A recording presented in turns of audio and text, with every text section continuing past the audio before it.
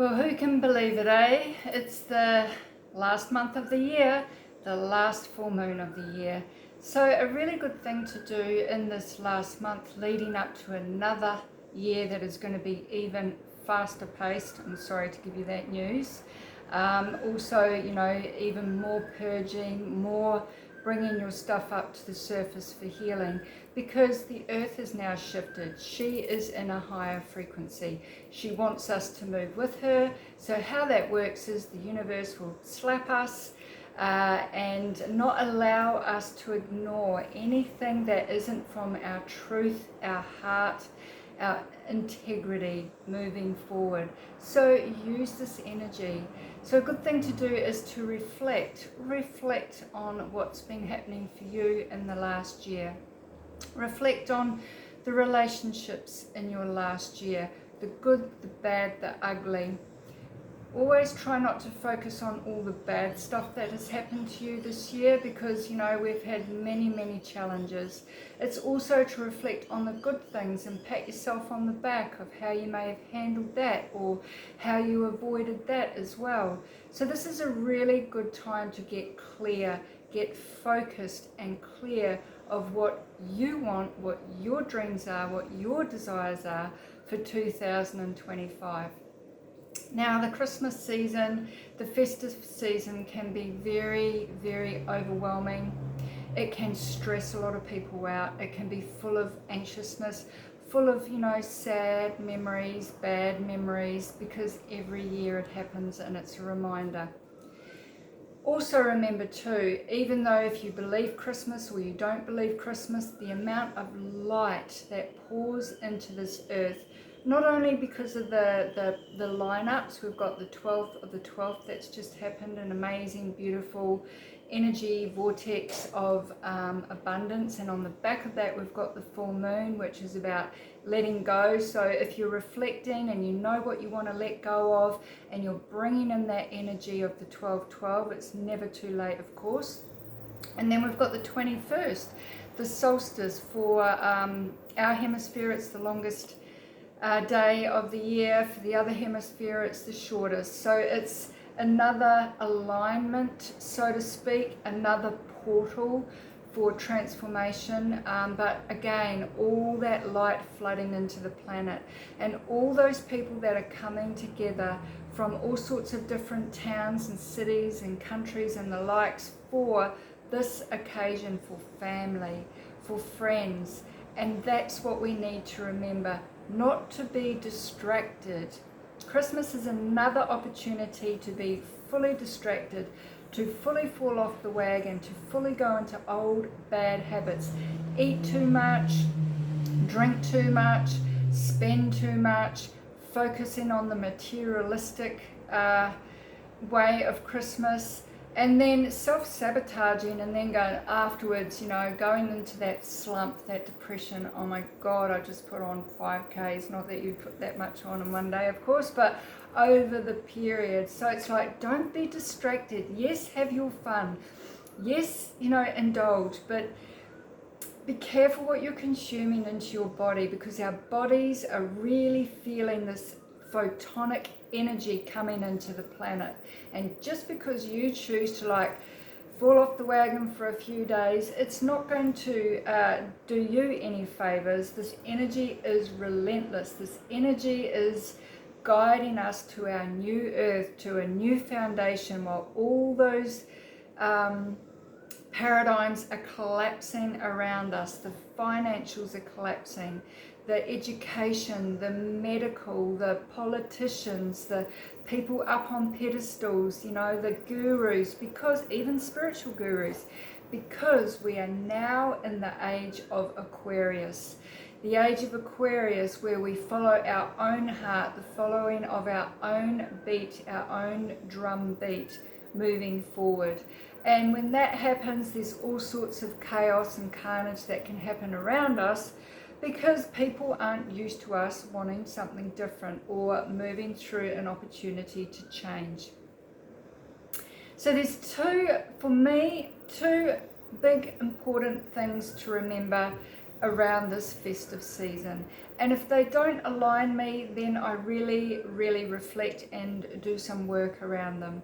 So the first is everything around Christmas to me needs to be in alignment to love.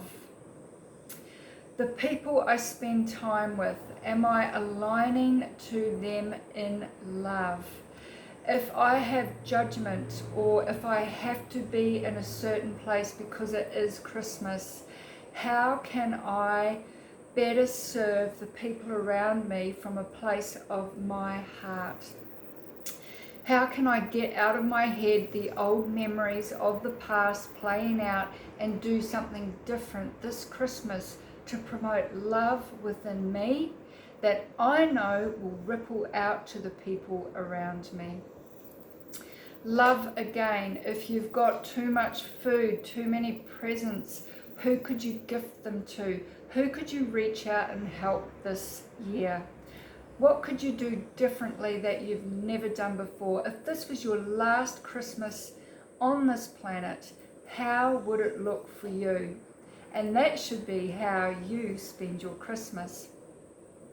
So the other word that is ringing true for me in this festive season is forgiveness. Now that can be a loaded big question because lots of things can happen around this time to trigger us. But first and foremost, what I truly mean by that is forgiveness within yourself. The work phone, hang on. Sorry about that. I don't really want to start the video again. So what do I mean by forgiveness then? Forgiveness is about forgiving yourself. So if you cannot forgive yourself for placing yourself in that danger that happened to you years ago, or losing your job career because you may have done something silly or got fired or something like that, or even forgiveness if you've lost a loved one and you're still grieving, you're still in the guilt, you're still in the shame, or even if it is a perpetrator, sorry about the phone, even if it is a perpetrator that has really, really hurt you bad and you cannot forgive them in any way, shape or form.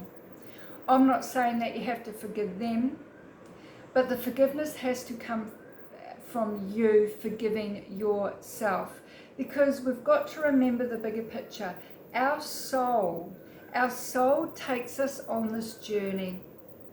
It takes us into these situations for the learning experience, for a time and opportunity of growth. To the people that may have hurt you or done wrong by you are the greatest teachers in your life that you can ever possibly have. Now, if you cannot forgive yourself for putting yourself in those situations, then you hold on to this stuff that actually festers slowly into your aura and then into your body, creating dis-ease, disease, illness, sickness, mental health issues. So forgiveness is a big thing. You don't have to go out and forgive everyone and peace, love and joy if you're not feeling it. But it's about doing some inner work on yourself, about forgiving yourself for not being in a position to help that homeless man this year. However, by letting yourself release this energy, next year you could be in a way better place to help someone. So take these words, love and forgiveness, to your heart and what it means for you. And also reflect on your last year.